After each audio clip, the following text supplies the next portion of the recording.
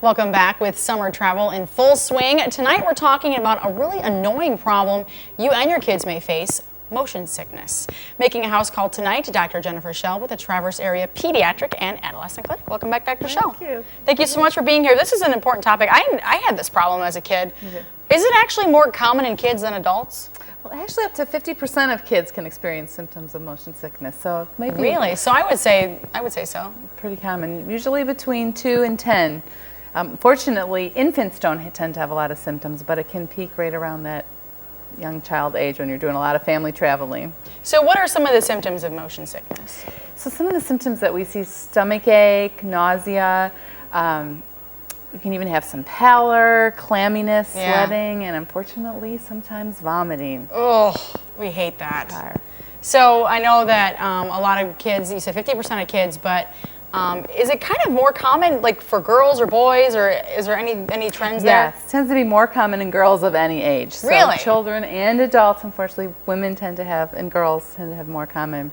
Why is that? That's interesting. We don't really know. That's just how we are, ladies. That's how it is, yes. So the causes of motion sickness, I mean, it's tough. We think it is a very complicated process, but we think it's related to differences in perception, where our head thinks that we're stable, but our eyes tell us that we're moving, or it can be vice versa. So you're in the car and you feel like you're stable, but you see that you're moving, or else it can happen in opposite situation, maybe one of those big IMAX movies where you're not moving, but you feel like you're moving.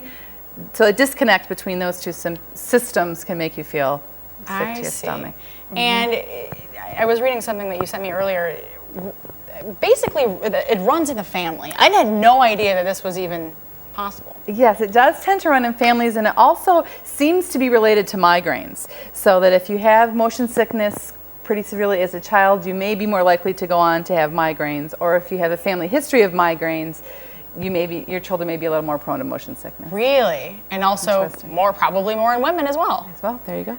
Migraines, huh? Well, okay, so we're all sitting there, we're like feeling a little queasy. How do we treat this? How do we stop the vomit before it happens? Before it happens, right? Prevention is the key. Yes. Don't let the children play handheld video games, read, or watch movies in the car. That can make things worse. Focusing off into the distance is helpful. So use books on tape that they can listen to and look into the distance, or play games looking out the window. So kind of looking out the window usually really helps that. Focusing on something in the distance, right. Okay, so what if little Johnny grabbed the video game anyway, now he's sick? How do we treat this? If you can pull over and get some fresh air and stop, that's one of the best things. Stop the moving. Stop the motion, let them walk around for a little bit. A lot of times things will calm down. Yeah, I just remember those days, and we're driving in the car and you look up, and before you look out the window, too late. Oh, too late, yeah. Avoid sitting in the far back. So if you have a large car, the furthest seats in the back, say of a van, tend to be the worst. So sit as close to the front as possible. That's safe for your child. And if you're traveling on something like a boat or a train, have them sit facing forward, not backwards. It tends to be worse if you're facing rear. So those things can help as well. All right, well, thank you so much, Dr. Schell.